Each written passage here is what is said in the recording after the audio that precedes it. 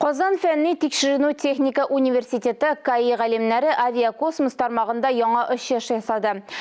Робот техникасы һәм 3D принтер ярдәмендә самолет корпусларын яңа ракеталарны җиһазландыру өчен махсус эшләнмәләр әзерләделәр. Один слой печатается в порядке 20-30 секунд, и в этой детали, она еще не так запечатанная, будет порядка 10 тысяч слоев. Принтер кеше тавышы эшкеш моделенең алгы өлешен катлам итеп бастыра. Бу комплексның уникаль мөмкинлекләренең берсе. Барысы да автоматик рәвештә эшли. Казан авиация институты галимнәренең авиасәнәгать өлкәсендәге зур казанышы. Ну и, конечно, на что ориентирован этот комплекс, это полный цикл изготовления сетчатых конструкций.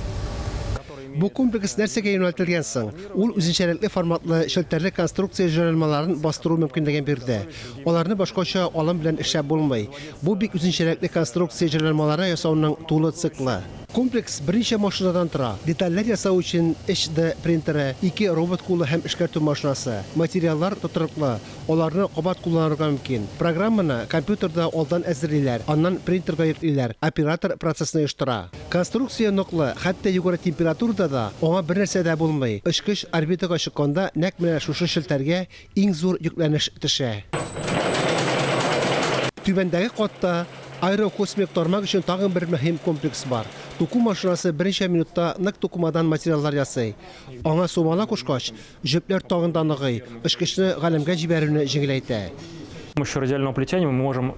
Без ныклы шәлмәнең очыш вакытында температурасын 10 градустан -273 диапазонында диярлек тәэмин итә алабыз. Бу очкычта хезмәт итү вакытын арттыра, иминлекне сакларга булыша. Казандагы 2 комплекста уникаль һәм бердәнбер. Әлегә лаборатория эшләнмәләре генә ясала. Тиздән аларны авиа, космос һәм машина төзелеше өчен детальләр ясау өчен сәнәгатькә кулланышка кертү планлаштырыла. Фанис Мөхәммәтов, Диана Дасаева, Владимир Юрков, Татарстан яңалыклары.